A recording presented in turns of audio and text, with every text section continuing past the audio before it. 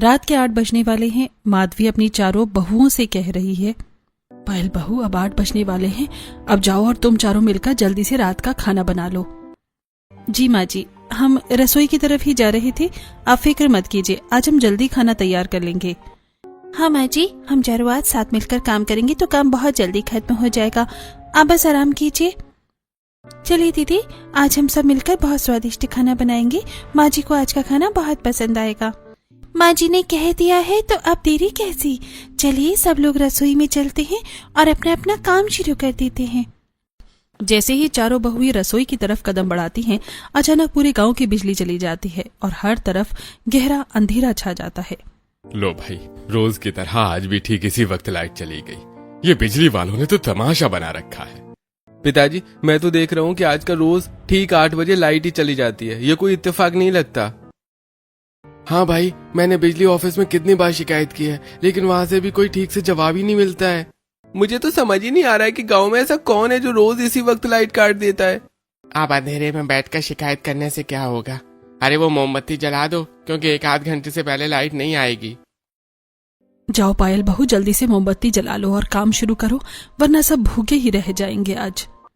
सुनीता अंधेरे में मोमबत्ती ढूंढती, मोमबत्ती मिलने के बाद उसे जला कर लाती है और चारों बहुएं उस छोटी सी रसोई में पहुंचकर खाना बनाना शुरू करती हैं, जहां भयानक गर्मी और अंधेरा था। उफ़ो काजल, थोड़ा देख के तो चला करो, आटा निकालते हुए तो मुझसे टकरा गई हो और मेरे हाथ में बहुत तेज लग गई है। अब क्या करूं दीदी, क्या मेरी 4 आंखें हैं? यहाँ इतना अंधेरा है कि कुछ भी ठीक से दिखाई ही नहीं दे रहा। तुम्हें थोड़ा ध्यान रखना चाहिए ना, मोमबत्ती की इतनी कम लाइट है, इतना कहाँ दिखेगा, अक्ल का इस्तेमाल करो। तुम दोनों अब चुप रहो, एक तो वैसे ही इस गर्मी में मेरा दिमाग खराब कर रखा है, ऊपर से तुम दोनों की ये फालतू बहस। भाई, आज तो मैंने पक्का सोच लिया है कि पिछले 3 दिन से मैं ही लगातार सब्जी बना रही हूँ, आज मैं सब्जी नहीं बनाऊंगी। तो आज तुम क्या करोगी बिंदिया? क्या तुम यहाँ महारानी बनकर बैठोगी और हम सब तुम्हारा काम करेंगे? बोलो। आज मैं सिर्फ सब्जियां काटूंगी, बस वही मेरा काम होगा, तुम लोग मिलकर रोटियां और सब्जी बनाना। ये तो कोई बात नहीं हुई बिंदिया, हम सबको बराबर काम करना होगा, वरना रात के 12 बज जाएंगे। दीदी, आप तो हमेशा बिंदिया का ही पक्ष लेती हैं, आज उसे अपनी मनमानी करने दीजिए, हम देख लेंगे। हाँ काजल, तुम तो बस आग में घी डालने का काम करो, वैसे भी तुम रसोई में काम कम और बातें ज्यादा करती हो। तुम मुझे सुना रही हो सुनीता दीदी? मैंने आज तक कभी काम से जी नहीं चुराया, आज बस थोड़ा आराम चाहिए। सबको आराम चाहिए बिंदिया, लेकिन खाना तो वक्त पर बनना चाहिए, पिताजी को भूख सहन नहीं होती। रसोई के अंदर से चारों बहुओं की झगड़ने और चिल्लाने की तेज आवाजें बाहर आंगन तक साफ साफ सुनाई दे रही हैं, जिसे सुनकर माधवी परेशान होते हुए दिवेश से कहती है, लो भाई, फिर से ये चारों मिलकर झगड़ा करने लगी, इनका तो रोज का यही नाटक हो गया है, नाक में दम कर दिया है। हाँ माधवी, अब तो मुझे भी इन आवाजों की आदत पड़ गई है, लड़ने दो। ऐसे कैसे लड़ने दे देवेश जी, अगर ये ऐसे ही लड़ती रही तो खाने में फिर कुछ उल्टा सीधा कर देंगी। माँ, ये लोग कभी नहीं सुधरेंगे, इनका युद्ध तो ऐसे ही चलेगा, इनसे शांति से काम होता ही नहीं है। हमें तो भूख लग रही है और वहाँ महाभारत चल रही है, पता नहीं आज खाना मिलेगा भी या नहीं। मुझे तो डर है कि कहीं ये एक दूसरे पर मोमबत्ती ही ना फेंक दे, आवाजें तो वैसे ही आ रही हैं। शांत रहिए सब लोग, इन्हें अपना काम करने दीजिए, शायद झगड़े के बाद थोड़ा अकल आ जाए इन्हें। काफी देर तक लड़ाई करने के बाद चारों ने किसी तरह बेमन से खाना बनाया और गुस्से में बाहर आंगन में सबको परोसा। सबने खाना खाना शुरू किया, देवेश एक निवाला खाकर मुंह बनाते हुए, अरे ये क्या बनाया है, नमक इतना ज्यादा हो गया है कि खाना गले से नीचे नहीं उतर रहा है। क्या बताएं पिताजी, मैं नमक डाल रही थी तभी ये काजल मुझसे टकरा गई और सारा डिब्बा सब्जी में गिर गया। अब सारा दोष मुझ पर मत डाल दीजिए, खुद का ध्यान तो हमेशा बातों में रहता है, मेरी गलती कैसे हो गई भला? और ये रोटियां देखो, रोटियां कितनी कड़क और जली हुई क्यों हैं? अरे भाई, आज बिंदिया ने रोटी सेकी है, कल तो मैंने कितनी मेहनत से बनाई थी, पर आज इसने सब बिगाड़ दिया।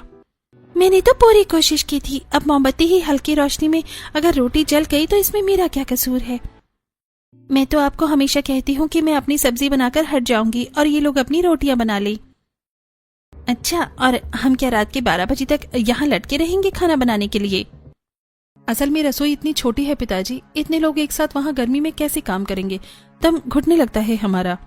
रसोई छोटी है तो क्या हुआ बहुओं, इस दुनिया में कई लोगों के पास तो ये छोटी रसोई भी नहीं होती है। हमारे पास जगह कम थी तो हमने छोटी रसोई बनाई, पर इतनी छोटी भी नहीं है कि तुम चारों मिलजुल कर रह ही नहीं सको।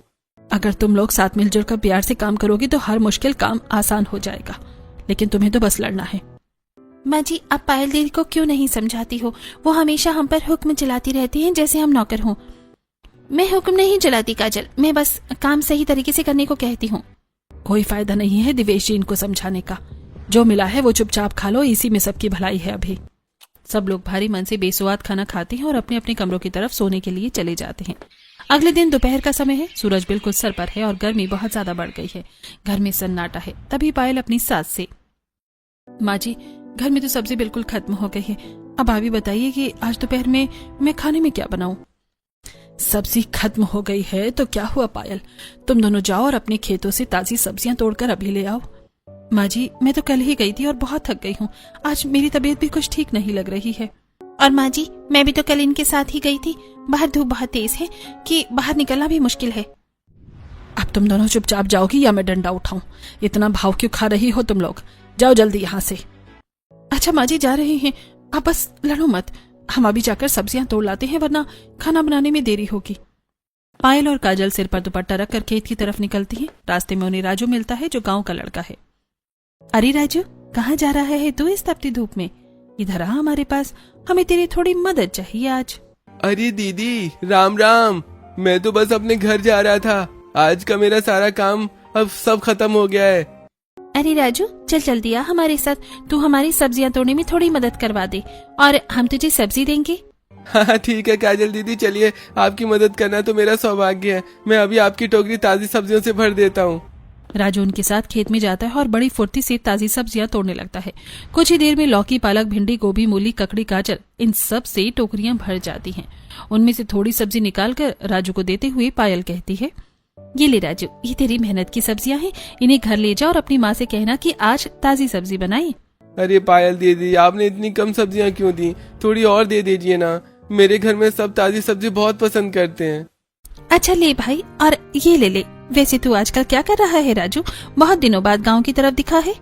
दीदी मैं आजकल सरपंच जी के यहाँ उनके खेतों में काम कर रहा हूँ, वहाँ आजकल बहुत सारा काम रहता है मेरा।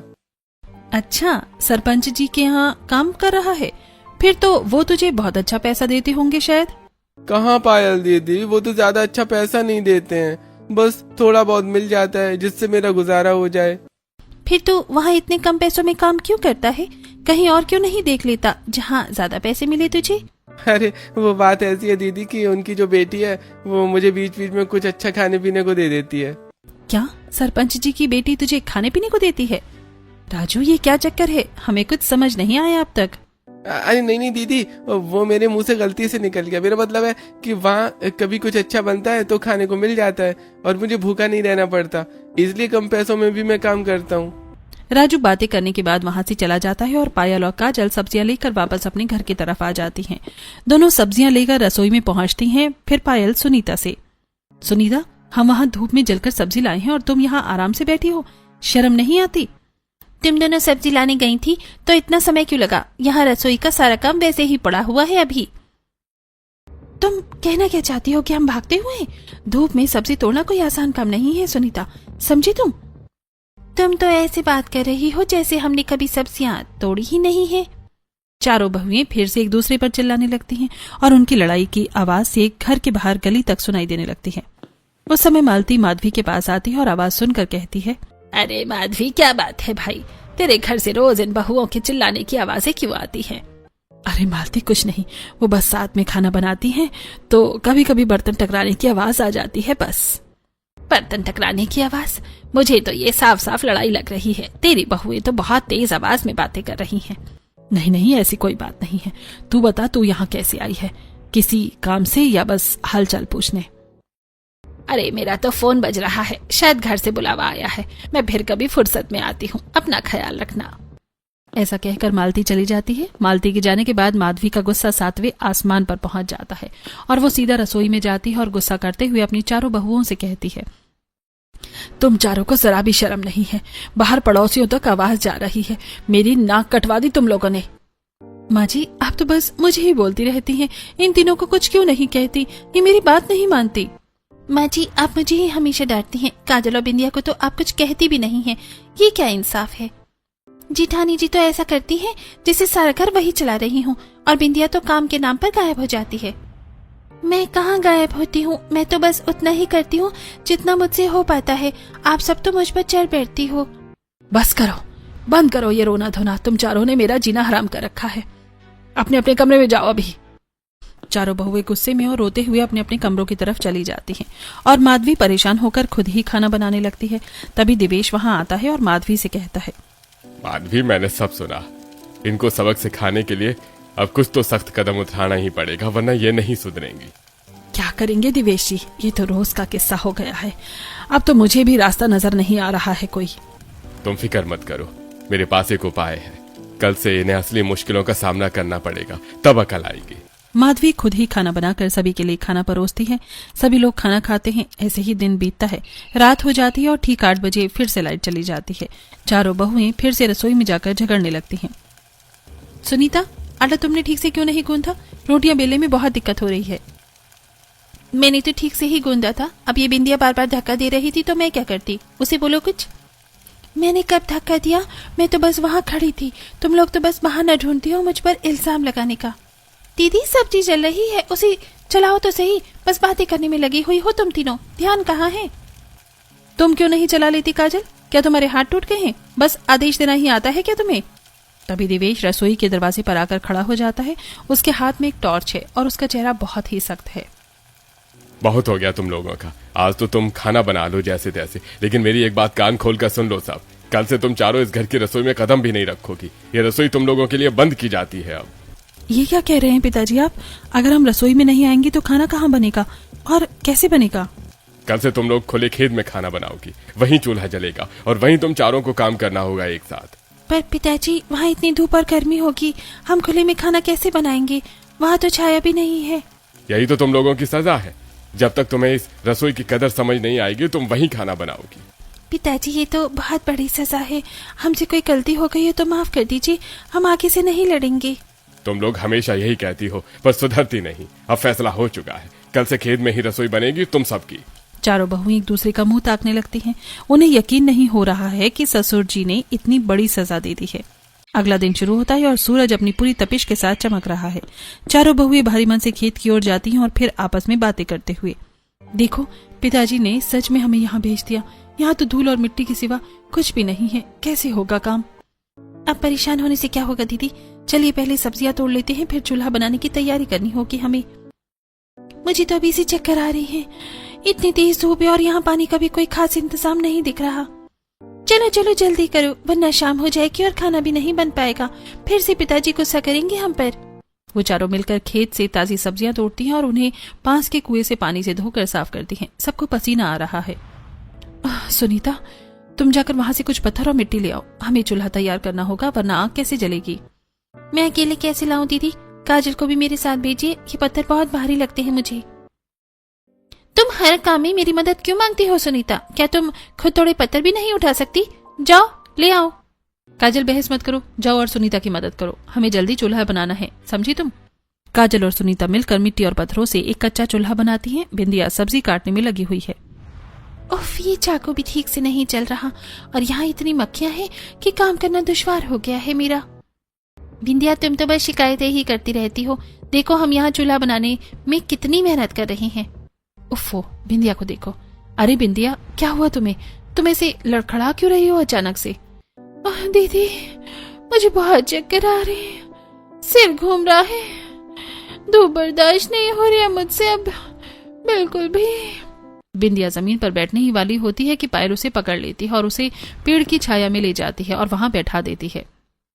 सुनीता, जल्दी पानी ला। बिंदिया की तबीयत खराब हो रही है, इसे जल्दी पानी पिलाओ। ये लीजिए दीदी पानी। बिंदिया, ये ले पानी पी ले, थोड़ा अच्छा लगेगा तुझे। घबरा मत, हम साथ हैं। दीदी, यहाँ तो बहुत ज्यादा धूप है, हम यहाँ छाया का इंतजाम करना ही होगा, वरना हम सब बीमार पड़ जाएंगे। तुम सही कह रही हो काजल, मैं अपनी साड़ी लेकर आती हूँ। हम इसे बांसों पर बांधकर एक छत बनाएंगे। हाँ दीदी, मैं भी अपनी साड़ी देती हूँ। हम चारों मिलकर एक बड़ा सा शामियाना तैयार कर लेते हैं यहाँ पर। चारों बहुएं घर से अपनी साड़ियां और कुछ पुराने दुपट्टे लेकर आती हैं और फिर पहले चारों तरफ बांस काटती हैं और उसके बाद साड़ियों को बांस के टुकड़ों की मदद से बांधकर छाया करती हैं। देखो, अब थोड़ा बेहतर लग रहा है। धूप अब सीधे हमारे सर पर नहीं पड़ रही। अब हम खाना बना सकते हैं आराम से। हाँ दीदी, अब बिंदिया को भी आराम मिलेगा। बिंदिया अब तू बैठ जा, सब्जियां हम तीनों मिलकर काट लेंगे जल्दी। शुक्रिया दीदी, आप लोगों ने मेरी बहुत मदद की। मुझे लगा था कि आप लोग मुझ पर चिल्लाएंगी अभी। पगली, हम चाहे जितना भी लड़ें, लेकिन है तो एक ही परिवार का हिस्सा ना। तेरी फिक्र हमें हमेशा रहेगी। पहली बार चारों बहुएं बिना किसी झगड़े के एक दूसरे का हाथ बटा रही हैं और मिलकर खाना बनाने की तैयारी करती हैं। मैं आग जलाती हूँ, काजल तुम सब्जी बना देना और दीदी आप रोटियां बेलना शुरू कर दीजिए जल्दी से। ठीक है सुनीता, आज हम मिट्टी के बर्तनों में खाना बनाएंगे। पिताजी को इसका स्वाद बहुत पसंद आता है हमेशा। मिट्टी के बर्तनों की सौंधी खुशबू और खेत की ताजी हवा के बीच खाना बनने लगता है। चारों के चेहरों पर एक खुशी है। खाना लगभग तैयार हो गया है हमारा आज का। ऐसा करते हैं, घर वालों को यहीं बुला लेते हैं और चटाई पर खाना परोस देंगे। हाँ दीदी, मैंने चटाई बिछा दी है। सब लोग यहाँ बैठकर खेत में खाना खाने का आनंद लेंगे आज पहली बार। तभी दिवेश, माधवी और चारों बेटे खेत में पहुंचते हैं और वहां का नजारा देखकर हैरान रह जाते हैं। सब कुछ व्यवस्था की गई थी वहां। अरे वाह, तुम लोगों ने तो यहाँ पूरा इंतजाम कर लिया।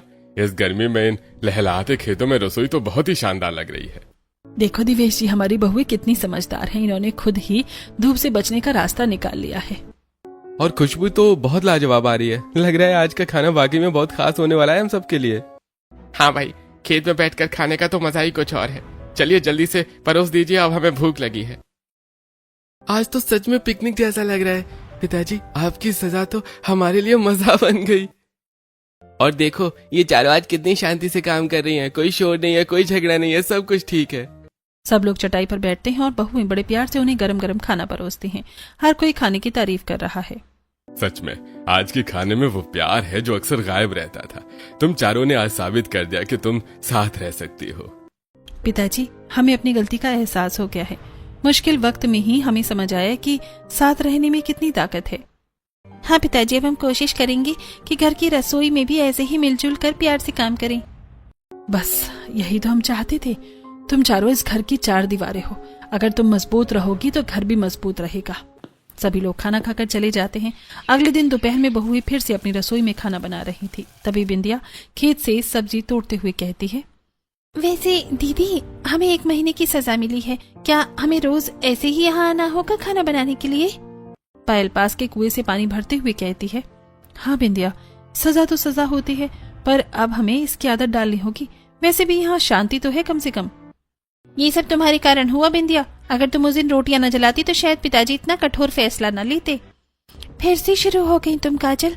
मैंने जानबूझकर नहीं किया था और सजा तो हम सबको मिली है ना। जीठानी जी, आप तो बड़ी हैं। अगर आप ही थोड़ी समझदार होती तो शायद हमें ये सजा भुगतनी ही न पड़ती आज। अब सारा इल्जाम मुझ पर? मैं ही तो तुम सबका ख्याल रखती हूँ और तुम लोग मुझे ही दोषी ठहरा रही हो। धीरे धीरे फिर से वही पुरानी बहस शुरू होने लगती है। जो प्यार अभी कुछ देर पहले दिख रहा था वो फिर से गायब होने लगता है। मैं तो जब इस घर में आई थी सब कितना अच्छा था, लेकिन तुम तीनों के आने के बाद सब बिगड़ गया है। मैं तो जब आई थी तो सास ससुर की लाडली थी, लेकिन तुम लोगों से झगड़ा करने से मेरी इज्जत खराब हो गई है। इज्जत तुम्हारी नहीं, हम सबकी खराब हो रही है। पूरा गांव हम पर थू थू करता है हमारी लड़ाइयों की वजह से। तो भी सुधर क्यों नहीं जाती तुम दोनों? हमेशा छोटी छोटी बातों को इतना बड़ा बना देती हो तुम लोग। तभी दिवेश अपने परिवार के साथ उन्हें देखने के लिए खेतों में आता है और बहुओं को फिर से बहस करते देख उसका पारा चढ़ जाता है। तुम लोग फिर से शुरू हो गई। कल तो तुम लोग बड़ी बड़ी बातें कर रही थी, अब फिर वही पुरानी आदतें। दिवेश जी, ये सिर्फ बातें अच्छी कर सकती हैं, काम तो इनके वही रहेंगे, झगड़ा और लड़ाई वाले। परिवार के सभी लोग उन्हें यूं लड़ता झगड़ता देखकर वहां से चले जाते हैं। तब पायल कहती है, हमारी वजह से हमारे परिवार वाले कितने परेशान होते हैं। हमें आपस में मिलजुल कर खाना बना लेना चाहिए। वो तो ठीक है दीदी, लेकिन यहाँ इतनी गर्मी है कि साड़ी लगाने से भी गर्मी कम नहीं हो रही है। हमें अपनी रसोई को ठंडा करने के लिए कुछ और करना पड़ेगा। हाँ, आप सही कह रही हो। क्यों ना हम घास फूस लाकर अपने छप्पर के ऊपर डाल दें। इससे हमारी रसोई ठंडी होगी और हम अपना काम आराम से कर पाएंगे। चूल्हे के आसपास गड्ढा खोदकर हम उसमें पानी भर देते हैं ताकि आसपास ठंडक रहे। अब चारों बहुएं मिलकर आपस में कुछ घास फूस इकट्ठा करके उसे साड़ियों से बनी छत पर डाल देती हैं और खेतों से कुछ बेल तोड़कर उसे बांध देती हैं और वो एक ठंडी छप्पर बन जाती है। फिर आसपास कुछ गड्ढे करके उसमें पानी भर देती हैं जिससे थोड़ी ठंडक रहती है। तभी पायल कुछ सोचकर कहती है, हम क्यों ना पुरानी जूट की चटाइयों के टुकड़े काट कर अपनी छप्पर के आसपास उन्हें बांधकर लटका दें, जिससे हमारी रसोई और भी ठंडी होगी। तीनों बहुओं को पायल का आइडिया पसंद आता है और अब तीनों बहुएं पुरानी चटाई को छोटे छोटे टुकड़ों में काटती हैं और उन्हें बांधकर छप्पर के आसपास लटका देती हैं। थोड़ी देर बाद सभी लोग खाना खाने के लिए आते हैं और हरे भरे खेत के बीच में बनी रसोई में बैठकर खाना खाते हैं और खाना खाकर अपने खेतों में काम करने के लिए चले जाते हैं। वो लोग अपनी सब्जी के खेतों में काम कर रहे थे, तभी पड़ोस की कुछ औरतें वहां आई और माधवी से कहती हैं, अरे माधवी बहन, हमने देखा कि इस गर्मी में तुम्हारी चारों बहुओं ने अपनी रसोई खेत में बना रखी है। बेचारियां कितनी परेशान हो रही होंगी। हाँ बहन, रोज झगड़ा करने की वजह से उनके ससुर ने उन्हें 1 महीने खेत में खाना बनाने की सजा दी है। कुछ भी कहो बहन, लेकिन बहू के लिए तो ये सजा कुछ ज्यादा ही भारी है। खेत में रसोई करना इतना आसान नहीं होता। हाँ, आसान नहीं होता, मुश्किलें आएंगी तभी तो चारों बहुएं मिलजुल कर रहना सीखेंगी। वैसे उन्होंने अपनी रसोई को बहुत अच्छा बना लिया है, वहाँ गर्मी नहीं लगती। चलो मैं तुम्हें दिखाती हूँ। माधवी मालती और करुणा को लेकर वहां पहुंचती है। दोनों देखती हैं कि रसोई मिट्टी से लीपी हुई है, ऊपर मचान डला हुआ है, बोरियां लटकी हुई हैं और आसपास पेड़ पौधे लगे हुए हैं। गड्ढों में पानी भरा हुआ है, ठंडा मटका रखा हुआ है, जिसकी वजह से काफी ठंडक लग रही है। ये देखकर दोनों पड़ोस ने तारीफ करते हुए कहती हैं, सच में भाई, इन चारों बहुओं ने अपनी सूझबूझ से खेतों के बीच काफी ठंडी रसोई बना ली है। पड़ोस ने तारीफ करके वहां से चली जाती है। अगले दिन रात को सभी को खाना खिलाने के बाद चारों बहुएं सामान समेट कर घर की तरफ निकलती हैं। तभी अचानक लाइट चली जाती है। ये समझ नहीं आता कि रोज ठीक इसी समय लाइट कैसे चली जाती है। क्या बिजली घर में कोई भूत बैठा है? मुझे तो बहुत डर लग रहा है, पता नहीं रोज इस समय लाइट कैसे चली जाती है। मैं तो बहुत थक गई हूँ। यहाँ आके रसोई बनाना और फिर ये सारा सामान लेकर जाना बहुत भारी काम है हमारे लिए। चुप रहो सुनीता और चलो, वरना अंधेरे में रास्ता भटक जाएंगे। वो चारों किसी तरह अंधेरे में ढूंढते हुए अपना सामान लेकर घर की तरफ बढ़ती हैं। रास्ते में उन्हें अजीब सी आहट सुनाई देती है। रुको, क्या तुम लोगों ने भी वो आवाजें सुनी? ऐसा लग रहा है जैसे कोई हमारे पीछे चल रहा है। दीदी डराओ मत, यहाँ वैसे भी कोई नहीं है, शायद कोई जानवर होगा। चलिए जल्दी चलते हैं यहाँ से। तभी उन्हें दूर एक परछाई दिखाई देती है। एक आदमी अपना मुंह कपड़े से बांधे हुए चुपचाप खेत की मेड़ से गुजर रहा है। वो देखो, वो आदमी कौन है जो इस वक्त मुंह बांधे हुए वहां से जा रहा है? क्या वो कोई चोर है? पता नहीं कौन है, पर हमें यहाँ रुकना नहीं चाहिए। जल्दी घर चलो, मुझे बहुत डर लग रहा है अब। वो चारों भागते हुए घर पहुंचती हैं और चैन की सांस लेती हैं। ससुर जी आंगन में ही बैठे उनका इंतजार कर रहे हैं। आ गए तुम लोग? हाँ पिताजी, पर रास्ते में हमें कोई आदमी दिखा, उसने अपना मुंह बांध रखा था। गांव में चोरों का डर तो रहता ही है। तुम लोग कल से थोड़ा जल्दी काम खत्म करके घर आ जाया करना। चलो अब बहुत रात हो गई है, सब अपने अपने कमरे में जाओ और आराम करो। सब अपने अपने कमरों में चले जाते हैं। अगले दिन की सुबह होती है। सभी लोग खेतों पर जाने के लिए तैयार होते हैं। तब देवेश कहता है, चलो भाई, आज सब्जियों पर मिट्टी भी डालनी है और खेतों में ढेर सारा काम है। अरे बहुओं, तुम भी तैयार हो गई ना खाना बनाने के लिए? तो चलो साथ ही निकलते हैं। सभी लोग खेतों की तरफ निकल पड़ते हैं। देवेश अपने चारों बेटों और माधवी के साथ खेतों में काम करने लगता है। सभी मिलकर सब्जियों पर मिट्टी डालते हैं और माधवी कुछ सब्जियां भी तोड़ती है। इधर चारों बहुएं चूल्हे पर बिना किसी बहस के खाना बना रही होती हैं। तभी माधव अपने परिवार के साथ वहां आता है और चटाई पर बैठ जाता है। फिर पायल कहती है, आ गए आप लोग, बस खाना बन गया है, हम परोस देते हैं। क्या बात है, आज तुम चारों का कोई झगड़ा नहीं हुआ? हाँ माँ जी, अब मिलजुल कर काम करने से ही तो काम जल्दी खत्म होता है ना, वरना फिर वही देर हो जाती है, इसलिए हमने झगड़ा करना बंद कर दिया है। ये सुनकर परिवार के सभी लोग खुश हो जाते हैं। पायल गर्मा गर्म रोटियां बनाती है, काजल सभी को खाना परोसती है, बिंदिया सब्जी देती है और सुनीता सभी को पानी देती है। सभी लोग सुकून से खाना खाते हैं। तभी छप्पर पर लगी लाइट अचानक बंद हो जाती है और बिंदिया मोमबत्ती जलाते हुए कहती है, लो भाई, 8 बज गई और लाइट चली गई। पता नहीं ये लाइट 8 बजे ही क्यों जाती है। सभी लोग खाना खा लेते हैं और घर जाकर आराम करते हैं। अगले दिन शाम को खाना बनाते हुए काजल कहती है, एक काम करते हैं, आज हम खाना थोड़ा जल्दी बनाएंगे और फिर पास वाली झाड़ियों में छिपकर देखेंगे कि यहाँ रात को होता क्या है। काजल, तुम पागल हो गई हो क्या? अगर कोई खतरा हुआ तो हम चारों अकेली औरतें क्या करेंगी? नहीं सुनीता, काजल सही कह रही है। जब तक हमें पता नहीं चलेगा कि क्या हो रहा है, हमारा डर खत्म नहीं होगा। और हम अकेले नहीं हैं, हम चारों एक साथ हैं। अब चारों बहुएं काम पर लग जाती हैं। बिंदिया खेतों से सब्जी तोड़ती है, तब तक पायल चूल्हा लीपती है। सुनीता कुएं से पानी भरकर लाती है और काजल आटा गूंदने लगती है। चारों बहुएं आज बिना किसी बहस के बिजली की फुर्ती से काम करती हैं। शाम के 6 बजते बजते उन्होंने खाना तैयार कर लिया और उसे ढक कर रख दिया। तभी देवेश बाकी लोगों के साथ वहां आता है और चटाई पर बैठते हुए कहता है, अरे वाह, आज तो तुम लोगों ने कमाल कर दिया, इतनी जल्दी खाना बना लिया। क्या बात है, सजा का असर हो रहा है। पिताजी बस आज मन किया कि सब काम जल्दी निपटा ले, आप लोग खाना खा लीजिए। चारों बहुएं मिलकर खेत की ठंडी ठंडी हवाओं के बीच अपने परिवार वालों को खाना परोसती हैं। सभी लोग खाना खाते हैं। उसके बाद माधवी कहती है, ठीक है बहुओं, हम लोग घर जा रहे हैं, तुम लोग भी ज्यादा देर मत करना, आज चांद निकलने में अभी देर है। परिवार के सभी सदस्य घर चले जाते हैं। सूरज ढल चुका है और हल्का अंधेरा छाने लगा है। बहुएं बर्तन धोने लगती हैं और फिर चुपके से पास के ऊंची झाड़ियों में खेत में छिप जाती हैं। दीदी मुझे बहुत डर लग रहा है, यहाँ मच्छर भी बहुत काट रहे हैं। चुप रहो सुनीता, देखो वहाँ कोई आ रहा है। वो देखती है कि वही मुंह ढका हुआ आदमी जिसे उन्होंने कल रात देखा था चुपके से बिजली के खंभे के पास पहुंचता है।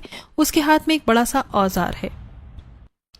अरे ये तो बिजली के तारों के साथ कुछ छेड़छाड़ कर रहा है। ध्यान से देखो, वो तार काट नहीं रहा बल्कि कुछ जोड़ रहा है। तभी वो आदमी तार जोड़कर आगे बढ़ते हुए किसी से फोन पर बात करता है। रुको, वो किसी से फोन पर बात कर रहा है। हाँ नैना, मैंने लाइट कट कर दी है, मैं आ रहा हूँ। चारों बहुएं एक दूसरे का चेहरा देखती हैं। जैसे ही राजू आगे बढ़ता है, चारों मिलकर उसे पकड़ लेती हैं और पीटने लगती हैं। शोर सुनकर दिवेश भी अपने परिवार के साथ वहां पहुंच जाता है और आसपास के गांव वाले भी वहां इकट्ठा हो जाते हैं। तब पायल कहती है, यही है वो जो रोज रात के 8 बजे लाइट काट देता है। आज हमने इसे रंगे हाथों पकड़ लिया है। लेकिन ये है कौन? आकाश, जरा इसके चेहरे से नकाब तो हटा, कहीं ये हमारे गांव का ही तो कोई आदमी तो नहीं है? आकाश उसके चेहरे से नकाब हटाता है तो सभी लोग उसे देखकर हैरान रह जाते हैं। वो कोई और नहीं बल्कि राजू था। राजू, तू बिजली काट रहा है? लेकिन तू भला बिजली क्यों काट रहा है? जरूर तू गांव में चोरियां भी कर रहा होगा।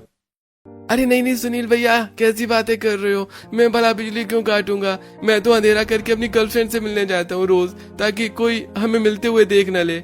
ये सुनकर सभी लोग हैरान हो जाते हैं। तब अजय कहता है, अच्छा तो ये बता दे कि वो लड़की कौन है जिसे तू मिलने जाता है? नहीं भैया, मैं उसका नाम नहीं बता सकता, उसने मना किया है। अरे राजू, लेकिन अगर तूने उसका नाम नहीं बताया तो तेरी शादी उससे कैसे होगी? राजू चुपचाप अपना सर नीचे कर लेता है और कुछ नहीं कहता। तभी पायल कुछ याद करके कहती है, अरे हाँ याद आया, उस दिन राजू सब्जियां तोड़कर हमसे सरपंच की बेटी के बारे में बात कर रहा था। सच बता राजू, सरपंच की बेटी से ही तेरा चक्कर चल रहा है? हाँ पायल दीदी, तुमने सही पहचाना, पर ये बात किसी को मत बताना। अरे राजू, अगर ये बात किसी को नहीं बताएंगे तो तू रोज लाइट काट के अपनी गर्लफ्रेंड से मिलने जाएगा और हम सब परेशान होंगे और तेरी शादी भी तो नहीं होगी। चलो भाई, सरपंच के घर चलते हैं, उन्हें सारी बात बतानी होगी। अब सभी लोग सरपंच जी के घर पहुंचते हैं और उन्हें सारी बातें बताते हैं। सारी बातें सुनकर सरपंच जी कहते हैं, राजू मेहनती लड़का है, वैसे भी मेरा कोई बेटा नहीं है, मुझे ऐसा लड़का चाहिए जो मेरी बेटी को और मेरे घर को संभाल ले। ठीक है राजू, मैं तैयार हूँ, मैं तुम दोनों की शादी करवा दूंगा। ये सुनकर सरपंच के बगल में खड़ी उसकी बेटी काव्या मुस्कुराने लगती है। राजू भी बहुत खुश हो जाता है। सभी लोग वापस अपने अपने घर पर लौट आते हैं। तब दिवेश अपनी बहुओं से कहता है, बहू, आज तुम सबने मिलजुल कर रहना भी सीख लिया है और हमारी समस्या का समाधान कर दिया है। देखो 8 बज गए हैं लेकिन लाइट नहीं गई है और इसी के साथ 1 महीने की तुम्हारी सजा भी पूरी हो गई है। अब तुम लोग कल से अपनी रसोई में खाना बना सकती हो। हाँ पिताजी, और इस 1 महीने में हमें सिखाया कि चारों यदि मिलजुल कर रही तो छोटी सी रसोई में भी खुशी से खाना बना सकते हैं और हर काम को आसानी से कर सकते हैं। आपका बहुत बहुत धन्यवाद कि आपने हमें ऐसी सजा दी। पिताजी, हम कल से घर की रसोई में खाना बनाएंगे, लेकिन हफ्ते में एक बार हम खेत वाली रसोई में खाना जरूर बनाएंगे ताकि वो हमारी एकता का प्रतीक बनी रहे। ठीक है बहू, फिर हम उस रसोई के चारों तरफ दीवार उठाकर उसे कच्ची रसोई बना देते हैं ताकि तुम्हें किसी तरह की दिक्कत ना हो। अब उस रसोई को एक कच्ची रसोई में बदल दिया जाता है जहां बहुएं हफ्ते में एक बार मिलजुल कर खाना बनाती हैं और अब वो बिना झगड़ा किए खुशी से अपने परिवार के साथ रहने लगती हैं।